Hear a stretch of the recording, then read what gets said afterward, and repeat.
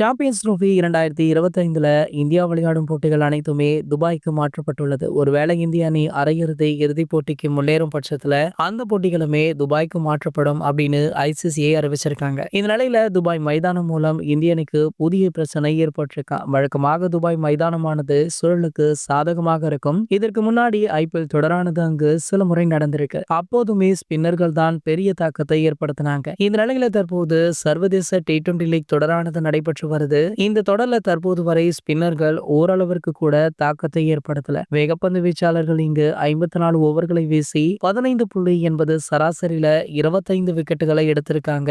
Economy பாத்தீங்கன்னா 7.31 இருக்கு. அதே ஸ்பின்னர்கள் 26 ஓவர்கள் வீசி அதுல 2 விக்கெட்டுகளை தான் எடுத்திருக்காங்க. சராசரி பாத்தீங்கன்னா 105 இருக்கு. எக்கானமி 8.7 இருக்கு. இதன் மூலம் துபாயில ஸ்பின்னர்களால ஒரு அளவிற்கு கூட தாக்கத்தை ஏற்படுத்த முடியாது அப்படின்றது நல்லாவே தெரியுது. இதனால இன்னமுமே ஒரு வாரத்துல இங்கு துவங்கவுள்ள இந்திய அணிக்கான சாம்பியன்ஸ் டிராபி போட்டிகள் வேகப்பந்து வீச்சாளர்களை தான் பெரிய தாக்கத்தை ஏற்படுத்துவாங்க அப்படின்றதுமே தெரிய வந்திருக்கு. அது மட்டும் இல்லாம சாம்பியன்ஸ் டிராபில நிறைய மாற்றங்கள் இருக்குமாம். கண்டிப்பாக 11 அணி ஆச்சரியம் தரக்கூடிய வகையில் அமைந்திருக்கும் அப்படின்னு தகவலுமே வெளியாகி இருக்கு. இது போன்ற கிரிக்கெட் செய்திகளை பத்தி நீங்க உடனே தெரிஞ்சுக்க நம்மளுடைய கிரிக்கெட் நியூஸ் அப்டேட்ஸ் அப்படின்ற நம்ம சேனலை சப்ஸ்கிரைப் பண்ணிக்கோங்க.